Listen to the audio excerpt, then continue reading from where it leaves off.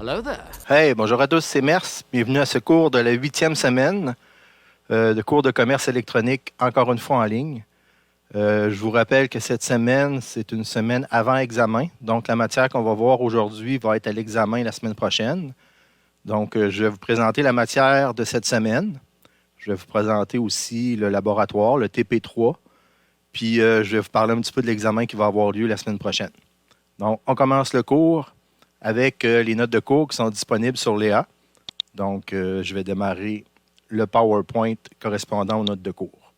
Donc, cette semaine, ce qu'on va voir dans le commerce électronique, c'est les droits d'auteur, parce qu'on va avoir à construire un petit site web. Donc, c'est important de connaître un petit peu les droits d'auteur. Les sites d'images gratuites, parce qu'on va avoir besoin d'insérer des images. Les formats d'images qu'on peut utiliser. Le logo. Évidemment, vous avez une entreprise, donc il y a souvent un logo qui est attaché à l'entreprise. Puis, on va apprendre un petit peu comment commencer son site web dans un CMS. Donc, tous ces éléments-là feront partie du cours de cette semaine. Donc, on y va avec les droits d'auteur.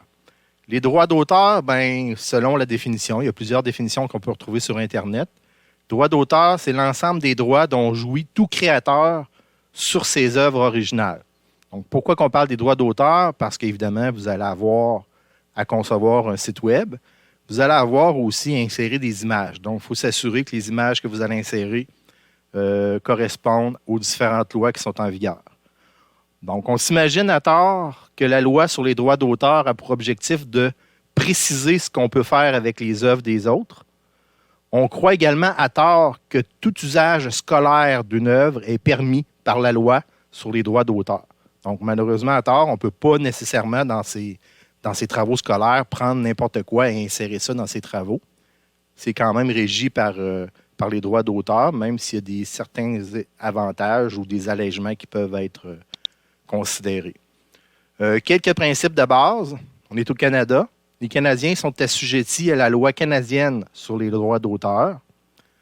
Tout ou presque tout, ce qu'on trouve sur le web, est soumis à des droits d'auteur. Donc, normalement, tout ce qu'on trouve sur le web, ce n'est pas nécessairement gratuit et on ne peut pas l'utiliser à n'importe quel escient. Donc, il faut faire un petit peu attention à ça. Quand vous allez avoir à créer des choses, trouver des belles images, trouver des beaux textes, on ne peut pas en faire toujours ce qu'on veut. Perfect. À part le droit de consulter les documents sur le web, nous n'avons aucun droit sur ce qui se trouve sur un site web. Donc, il faut faire attention à ça. Il y a des choses qu'on peut aller chercher sur le web.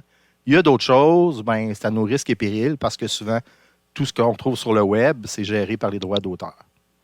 Donc, quelques principes de base. La seule personne qui peut nous donner des droits plus étendus, c'est le titulaire des droits d'auteur ou la personne ou l'entité qui la représente. Donc, des fois, ça peut être un avocat, ça peut être une succession. La personne peut être décédée. Donc, ça peut être quelqu'un d'autre qui est la personne titulaire des droits d'auteur sur une œuvre.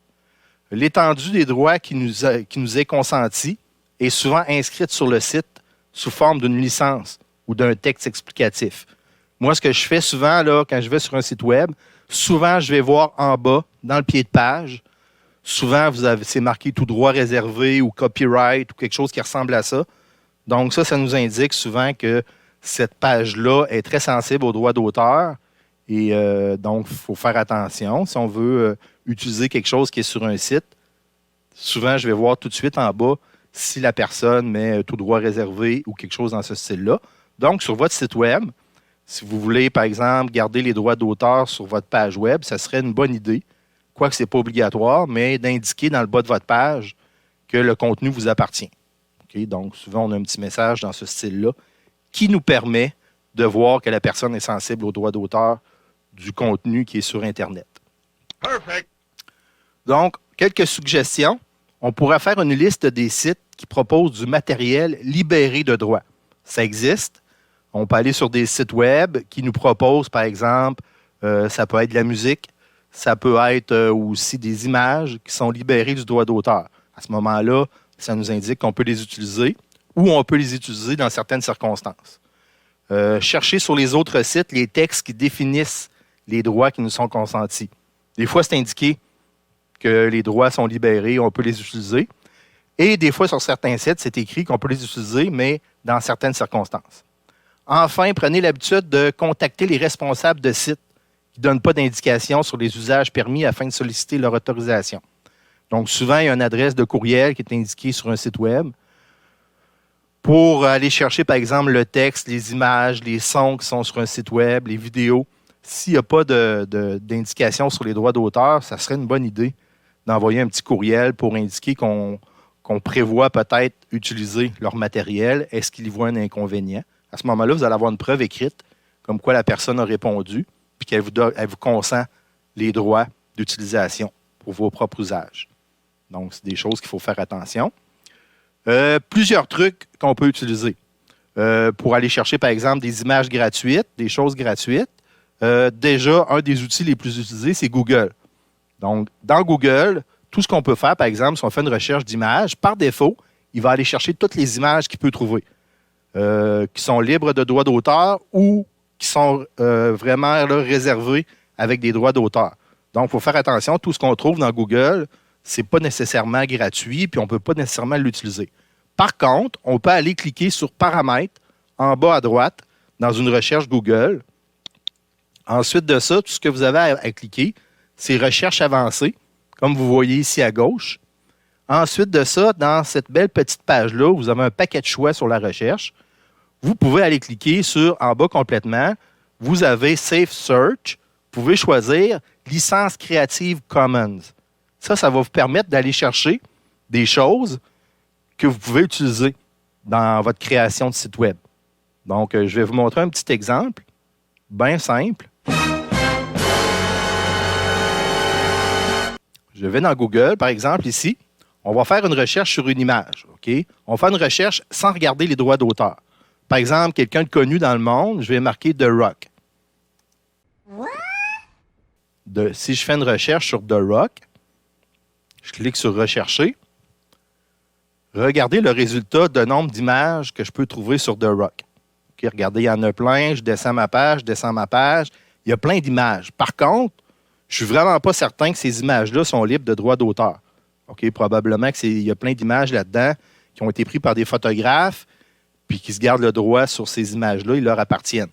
Okay, donc, ce que je peux faire, c'est que je peux revenir en arrière. Je peux aller dans Paramètres en bas à droite, cliquer sur Recherche avancée. Ensuite de ça, dans Recherche avancée, je peux tout simplement aller un petit peu plus bas sur Safe Search, cliquer ici. Attendez un petit peu, sur Type de fichier. Non, Droit d'usage. Je vais aller sur Droit d'usage ici en bas, cliquer sur Licence Creative Commons, comme ça, et je vais aller faire une recherche, par exemple, sur, encore une fois, le même sujet, The Rock. Si je fais une recherche de Rock comme ça, je fais Enter sur mon clavier. Regardez les images qui apparaissent. Je descends ma page. Oups! Rapidement, c'est plus tout le temps des images de l'acteur ou du lutteur de rock. Nom de Dieu! C'est plein d'autres images qui apparaissent ici. Puis si on place, par exemple, notre souris sur une image de The Rock qui est là, par exemple, comme ça, c'est marqué sous licence. Si je clique dessus, donc je peux aller cliquer sur l'image d'origine, puis je vais voir, ici, j'arrive sur un site qui s'appelle Wikimedia Commons, qui nous permet de télécharger la photo. Donc, on peut utiliser le site de Wikimedia Commons, qui est très connu, qui nous permet d'aller chercher des photos qu'on peut utiliser, par exemple, sur nos sites web ou qu'on peut utiliser, par exemple, dans nos documents qu'on a à faire dans le cadre de nos études. Donc, il y a des termes. On peut aller voir vraiment qu'est-ce qu'on peut faire avec la photo. C'est fait pour ça. Donc, il m'a ramené directement sur une photo du site Wikimedia Commons. Donc, je retourne à mon PowerPoint. Ah, il y a un autre site aussi qui permet de faire ça, que j'ai écrit dans vos notes de cours. Il y en a un paquet. Là. Vous pouvez aller dans Google puis faire des recherches là-dessus, là, mais regardez, il y en a un ici. Vous pouvez aller chercher des belles images sur plein de sujets. Donc, si vous faites un site web, par exemple, sur une entreprise, vous pouvez aller chercher, par exemple, faire une recherche, puis aller voir quel type d'image vous voulez, etc. Il y a même des images animées. Donc, c'est le genre de site que vous pouvez utiliser pour aller chercher vos images, pour être certaine que vous avez la permission de les utiliser. Donc, je reviens à mon PowerPoint. Donc, vous avez vu ici, je me suis trompé tout à l'heure. Ce n'était pas dans Safe Search, c'était dans droit d'usage. En droit d'usage, j'ai cliqué sur licence Creative Commons dans Google, puis je suis capable de faire des recherches là-dessus. Si vous regardez, j'ai mis les deux liens, un site vers le Common Wikimedia qui permet d'aller chercher des images libres de droit d'auteur, puis le pexel.com FRFR qui nous permet aussi d'aller chercher des images. Sinon, vous pouvez chercher dans Google, par exemple, Free Picture. Vous allez être capable d'aller chercher des images qui sont gratuites, entre guillemets, ou qui vous permettent tout simplement de les utiliser.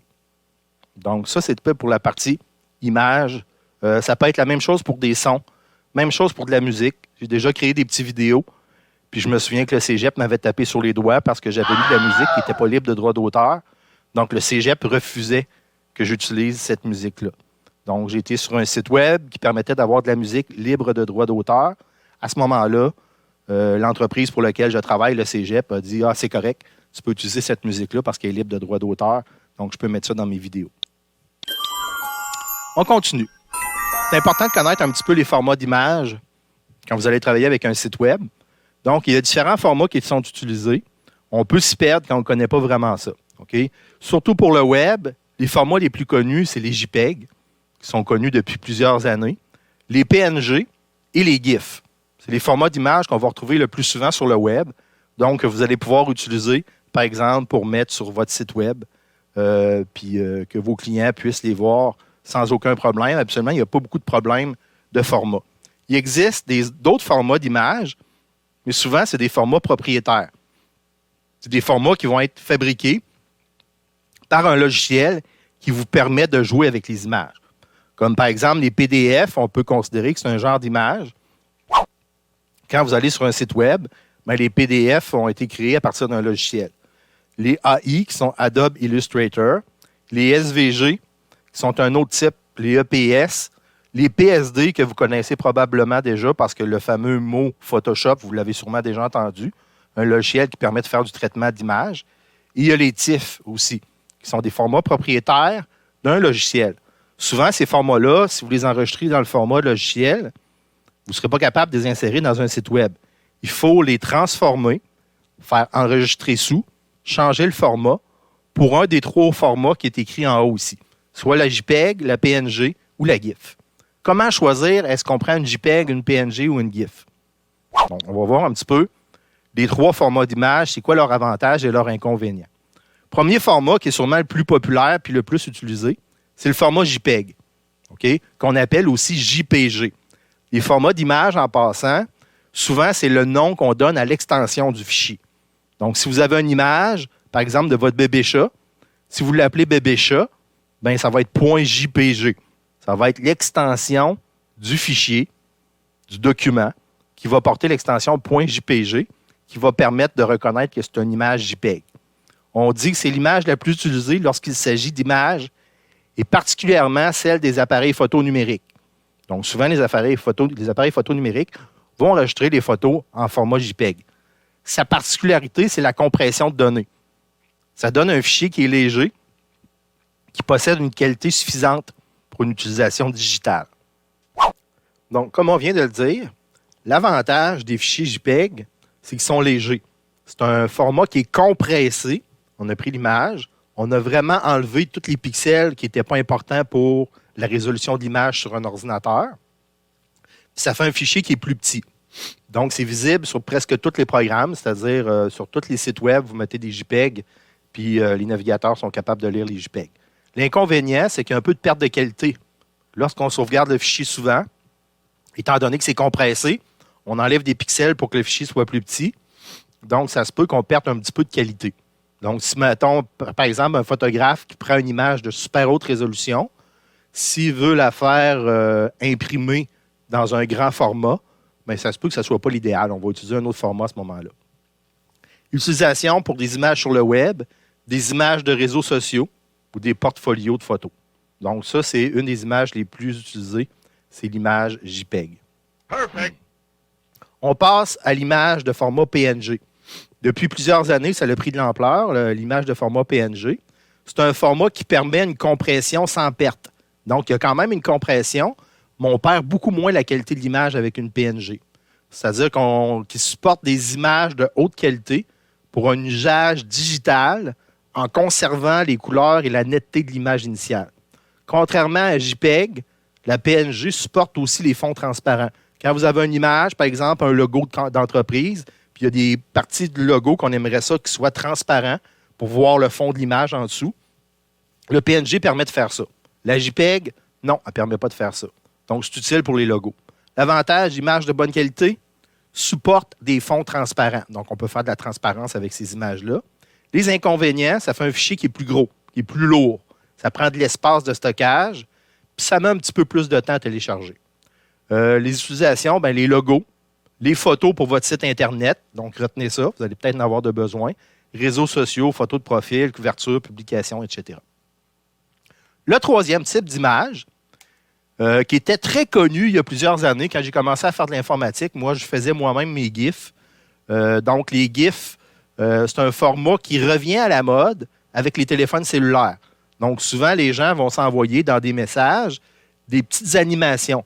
Comme vous voyez, le GIF en haut de mon image, il y a une petite animation. C'est une image, dans le fond, c'est plusieurs images, une à la suite de l'autre, qui jouent en boucle. Donc, il y a une boucle qui se crée, puis ça joue en boucle. Donc, dans le fond, c'est pas juste une image, un GIF. Souvent, c'est une série de plusieurs images. Vous avez probablement déjà entendu parler du format grâce à sa fonctionnalité la plus populaire qui a pris d'assaut l'Internet, l'animation. Le GIF utilise un algorithme de compression sans perte appelé LZW. Tout comme le PNG, le GIF supporte les fonds transparents.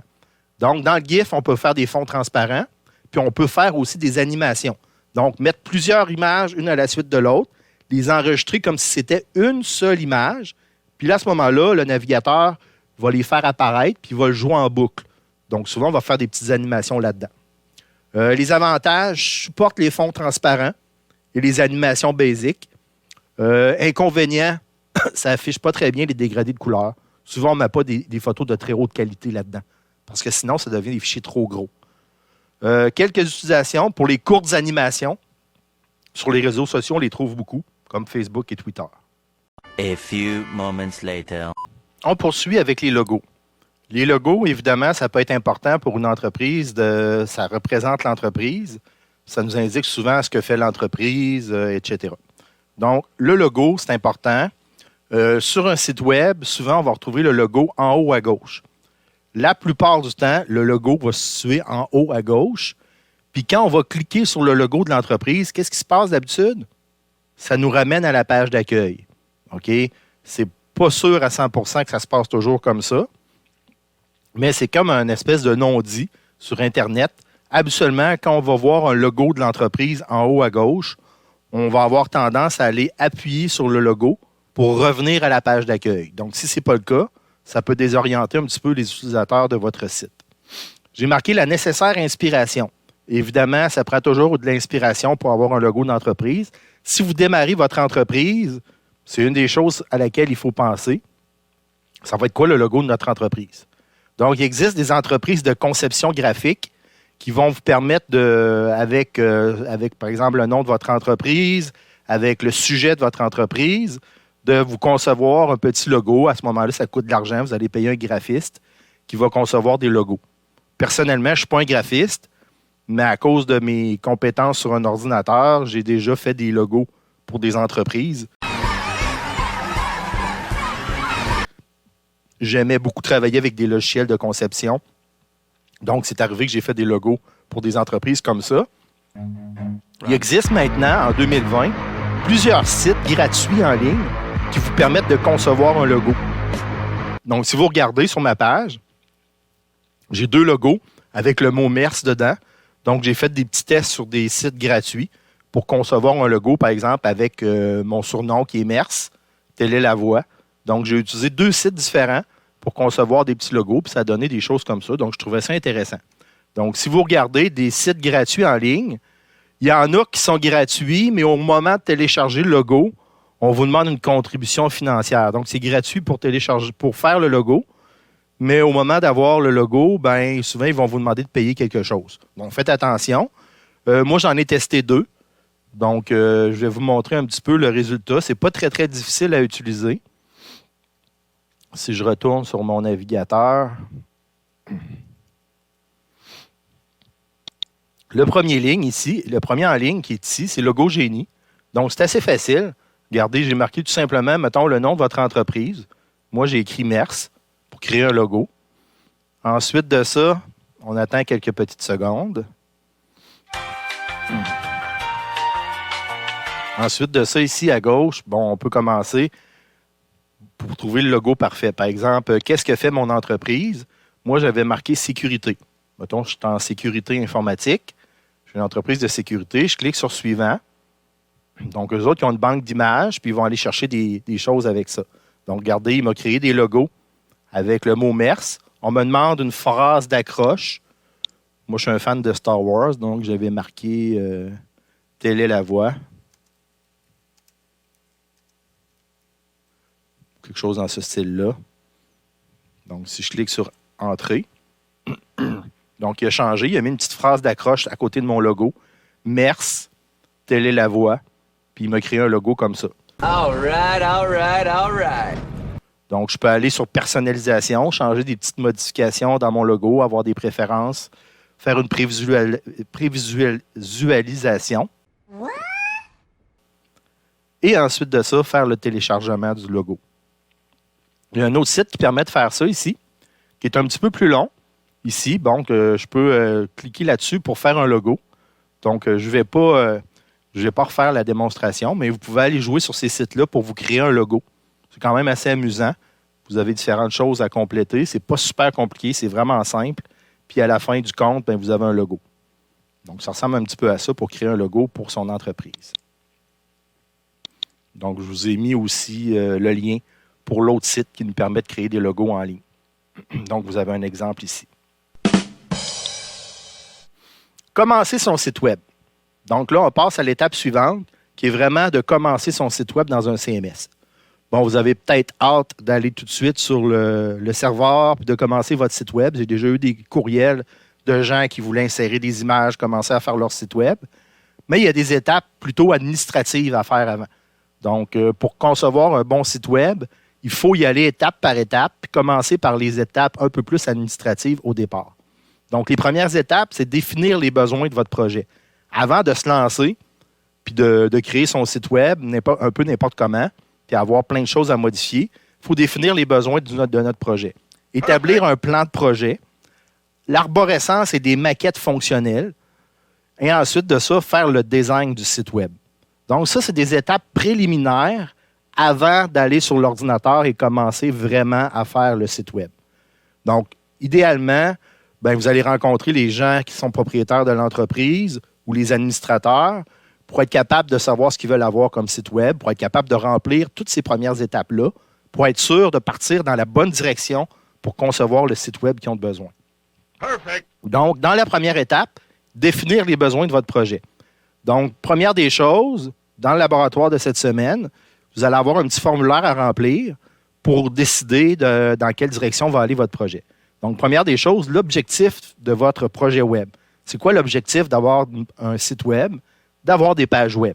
Est-ce que c'est de vendre des choses en ligne? Est-ce que c'est de faire connaître notre entreprise, de présenter nos produits, de pouvoir échanger des services ou des choses comme ça? Donc, c'est des choses qu'il faut penser avant de commencer à faire le site web. La clientèle cible. Donc, quelle est la clientèle cible de notre projet web? Donc, ensuite de ça, il faut regarder quel type de site on veut faire. Vous avez quelques suggestions de sites qui sont disponibles souvent sur Internet. Est-ce que c'est la vitrine d'un produit ou d'une entreprise? Simplement pour présenter des produits ou présenter votre entreprise. Est-ce que c'est un site de e-commerce, ça veut dire de commerce électronique, dans lequel vous allez pouvoir vendre des choses? Un site basé sur un thème, une technologie, un secteur d'activité. Donc, mettons, vous faites un site pour le ski. Vous pouvez présenter c'est quoi l'activité du ski, quel endroit est ouvert, quel endroit est fermé, etc. Il y a combien de pistes. Est-ce que c'est un forum pour que les gens échangent sur un sujet donné? Est-ce que c'est un site éducatif contenant des tutoriels, des cours, exemple? Est-ce que c'est un blog? Est-ce que c'est un site pour les logiciels? Est-ce que c'est un site de service Au lieu de vendre des objets, peut-être que vous vendez des services, des réservations en ligne ou des choses comme ça. Ou on a marqué autre parce qu'évidemment, selon votre inspiration, votre entreprise, ça peut être complètement autre chose. Donc, il faut penser, avant de concevoir le site web, à ces choses-là. Définir les besoins de votre projet. Ce que j'ai souvent demandé, puis ce qu'on demande souvent, c'est avant de commencer à faire le projet, c'est savoir quel genre de site web l'administrateur va vouloir avoir. Donc, on vous demande, pour ce qui est du design, souvent, c'est une bonne idée de demander 3 sites web que les gens aiment. Donc, pour voir un petit peu, là, avant de commencer à faire son site web, ce que les gens vont vouloir avoir comme site. Est-ce qu'ils aiment des sites avec des grandes photos ou avec des liens faciles qui vont vers leurs produits ou des choses comme ça? Donc, choisir 3 sites que vous aimez, puis 3 sites que vous n'aimez pas. Parce que si vous commencez à faire un site web dans un design que la personne n'aime pas, bien, c'est sûr qu'elle n'aura pas tendance à accepter votre projet. Donc, c'est important peut-être de voir les genres de sites que vous aimez, les genres de sites que vous aimez moins. Deuxième des choses, c'est établir un plan de projet. Le plan de projet va détailler également toutes les tâches à accomplir et la séquence de réalisation dans un échéancier afin d'assurer que le projet soit prêt à temps. À ce stade, il se peut que l'on choisisse de découper le projet en différentes phases pour augmenter la rapidité d'exécution. Dans ce cadre-là, ça va être un petit peu moi, le professeur, qui va être votre gestionnaire de projet, parce que à l'intérieur du TP numéro 3, il va y avoir plusieurs étapes. Donc, le TP numéro 3 va être à remettre vers la fin de la session avec votre site web. Mais on a commencé déjà par la première étape la semaine passée, qui était de se connecter au serveur. Aujourd'hui, il va y avoir l'étape de conception, d'analyse du projet. Puis tranquillement, pas vite, on va commencer à fabriquer le projet. Donc, ça va être un petit peu moi qui va être votre gestionnaire de projet pour la deuxième étape. Ensuite de ça, il y a l'arborescence et les maquettes fonctionnelles. Oui, on va vous demander quand même de faire un petit peu de dessin. OK? Parce que le site web, ce n'est pas juste écrire du texte. Il faut concevoir un petit peu avant comment va être fabriqué notre site web. Donc, vous avez un exemple ici. Je ne vous demande pas de faire ça avec un ordinateur. Je vous demande peut-être juste de prendre une feuille de papier, de faire des petites fenêtres comme ça, puis d'imaginer à quoi pourrait avoir l'air notre site web. Donc, ça fait partie, avant d'aller sur l'ordinateur, la partie là, vraiment conception, fabriquer des esquisses de site web, des petites maquettes. OK?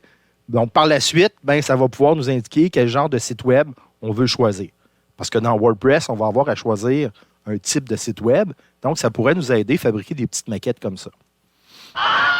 Ensuite de ça, l'organigramme de notre site web. Vous avez sûrement déjà été sur des sites web où on cherche quelque chose, puis à un moment donné, on ne se retrouve plus du tout. Donc, il faut s'assurer que notre site web est bien fait. Donc, souvent, on commence par une page d'accueil. Ensuite de ça, des pages sur les différents sujets de notre entreprise.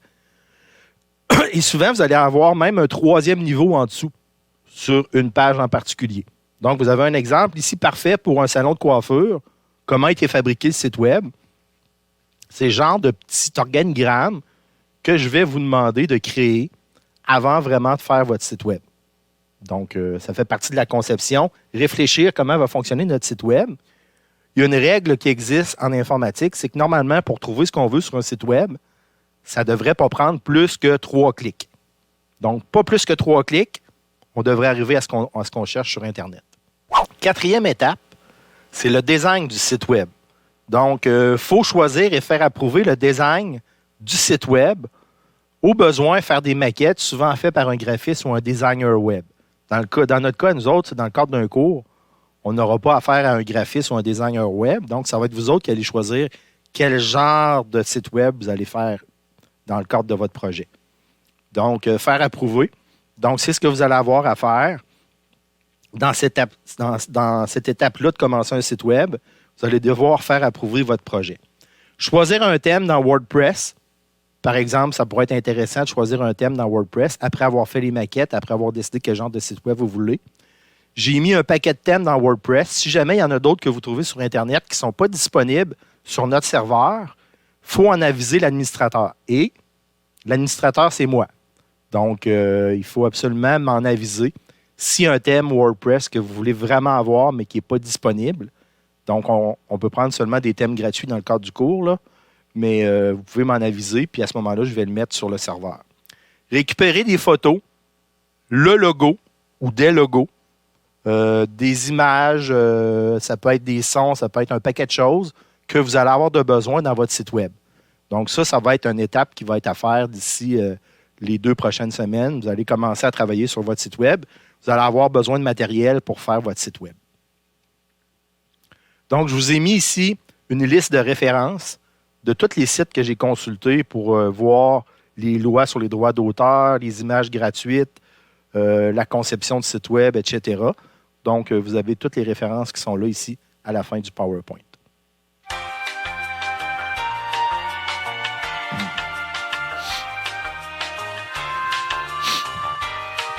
Cette semaine, dans le cadre du projet, vous allez avoir 2 parties. Okay? Une première partie où je vous explique un petit peu les premières étapes, comment ça va fonctionner. Donc, c'est dans un document Word. Vous allez avoir ici l'explication, commencer un site web dans un CMS. Il va y avoir un petit 5 points sur cette partie de projet-là. Je vous rappelle que le projet web, au total, va compter pour 30 30 de la session, donc 30 points. Cette petite partie-là, okay, le projet web va avoir 4 ou 5 parties. Pour l'instant, vous avez fait la première partie. Là, ça, c'est la deuxième partie. Il va y avoir 4 ou 5 parties, puis vous allez devoir me remettre le projet final à la fin. Donc, la première partie, si c'est fait, je vais pouvoir vous corriger. La deuxième partie, on vous demande de faire adopter ce que vous allez avoir rempli. Donc, première partie consiste à rédiger les premières étapes dans la conception d'un site web. Donc, c'est une partie administrative, c'est une partie vraiment de rédaction. Pour donner suite à la théorie qu'on vient de voir, rédigez au meilleur de vos connaissances, je l'ai mis en gras parce que c'est important, le document suivant. J'ai marqué note, les personnes que vous énoncerez les réponses que vous énoncerez dans ce document sont à titre indicatif.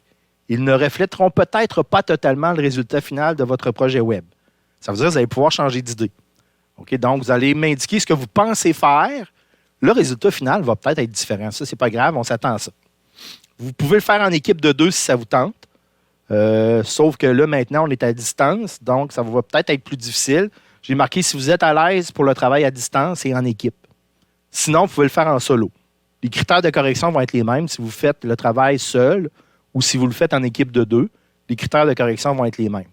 Donc, si vous êtes capable de travailler à 2, à distance, puis vous partagez le travail, bien, c'est l'idéal.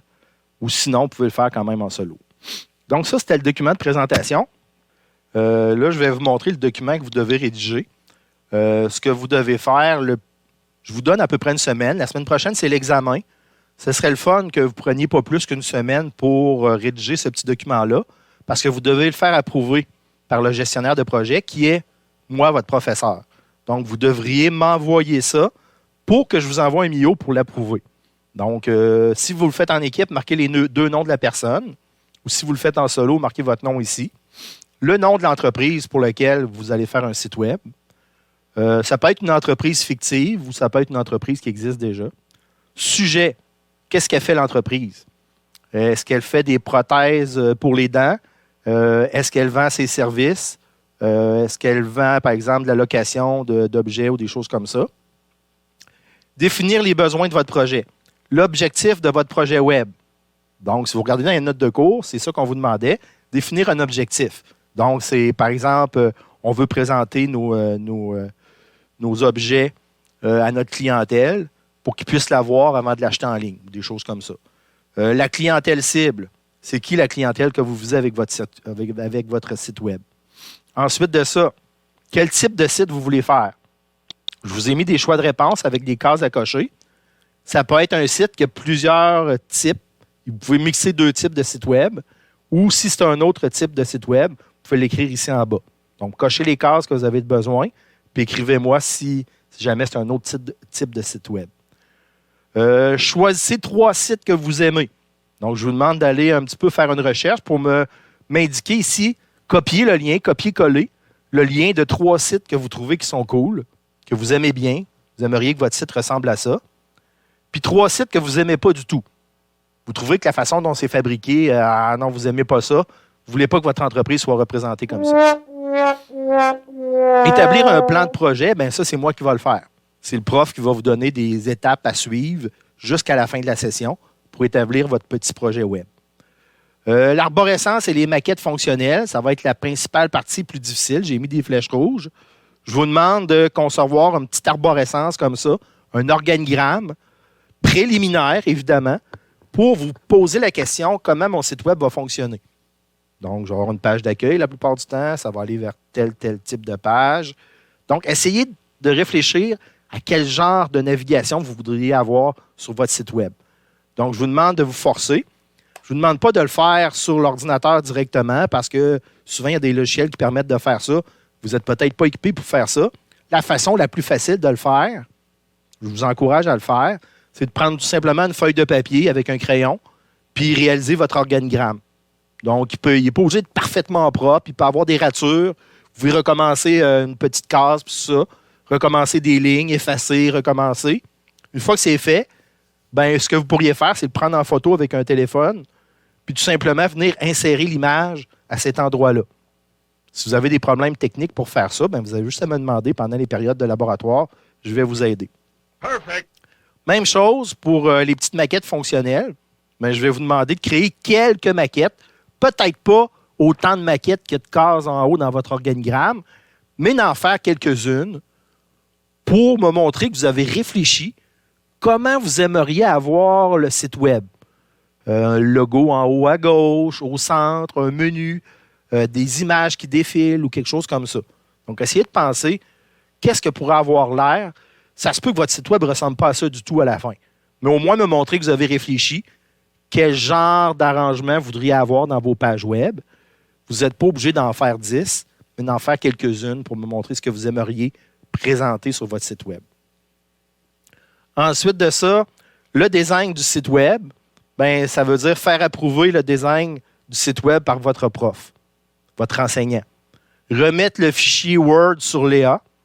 Votre enseignant vous enverra un MIO avec les recommandations. Si j'ai des recommandations, ou sinon, je vais tout simplement vous dire que j'accepte votre projet. Donc, c'est ce que je vais faire. Aussitôt que vous allez avoir reçu le MIO de votre enseignant, vous allez pouvoir commencer à faire la troisième partie du TP. Donc, aussitôt que je vous dis que c'est correct, je vais vous envoyer la semaine de l'examen une nouvelle partie du TP à faire. Donc, ça va continuer dans le projet du TP Web. Donc, merci pour cette partie-là. Je n'ai pas marqué de date de remise. Normalement, vous avez à peu près, là, j'ai marqué l'énoncé. Je vais vous donner un nouvel énoncé probablement la semaine prochaine. Mais ça va être à vous autres. Si vous retardez un petit peu de m'envoyer ça, ben, ça va être plus long avant que je vous donne le OK pour poursuivre le projet. Donc, ça, c'est la partie laboratoire que vous avez à faire cette semaine. En terminant, je vous parle un petit peu de l'examen. La semaine prochaine, ça va être une semaine d'examen. Donc, comment ça va se dérouler pour l'examen? Ça va être mercredi prochain, c'est-à-dire mercredi le 11 novembre, excusez. Mercredi le 11 novembre, ça va être le deuxième examen. Dans le deuxième examen, étant donné qu'on est à distance, ce qui va se passer, c'est qu'un petit peu avant midi, c'est-à-dire vers 11h59, je vais vous envoyer par MIO l'examen au format Word. Perfect. Donc, vous allez recevoir par MIO l'examen au format Word. Je vais vous demander de vous connecter sur Teams. Je vais vous envoyer le lien. Vous allez vous connecter sur Teams. Je vous demande d'avoir une caméra ouverte sur votre ordinateur pour que je puisse vous voir pendant que vous faites l'examen. Donc, c'est une façon de faire. Je vais enregistrer la session d'examen. Donc, pendant que vous allez faire l'examen sur votre ordinateur, je vous demande d'être connecté sur Teams puis d'avoir votre caméra ouverte pour que je puisse vous voir pendant que vous faites votre examen. À ce moment-là, ben, vous allez avoir 2 heures pour faire l'examen. L'examen, il va ressembler à quoi? Bien, l'examen, ça va être toute la matière qu'on a vue depuis le premier examen. Donc, ce que j'ai mis en gris ici, là, je vais l'agrandir un petit peu, là. Donc, ça va être pas mal tout ce qu'on a vu depuis le premier examen. L'examen va ressembler un petit peu à la même chose que le premier examen, c'est-à-dire beaucoup de choix de réponses, peut-être des phrases à compléter. Vous allez avoir aussi des cases à cocher ou des choses comme ça. Je vais m'arranger pour que l'examen soit pas trop difficile, soit pas trop long à faire, mais qui couvre quand même toute la matière qu'on a vue depuis ce temps-là. Donc, débogage de base de Windows, connexion réseau, recherche dans l'aide en ligne, copie de sécurité. Si vous avez regardé toutes mes petites vidéos que j'ai faites sur la matière, puis vous avez aussi souvent les documents pour la matière qui sont disponibles en ligne, si vous avez fait les TP, vous devriez bien vous débrouiller là-dessus. OK? Ça va être un petit peu de par cœur, mais si vous avez vu les vidéos, puis vous avez bien compris ce que j'ai fait en vidéo, ça devrait bien aller. Les hébergeurs web, les options disponibles pour un hébergeur, est-ce qu'on héberge soi-même, etc. Les besoins, c'est quoi un nom de domaine, c'est quoi un hébergeur, la création d'un site web, la publicité en ligne, des choses comme ça. Si vous avez fait le TP2, normalement, vous devriez être capable de répondre à ces questions-là. Création d'un site web à l'aide d'un système de gestion de contenu.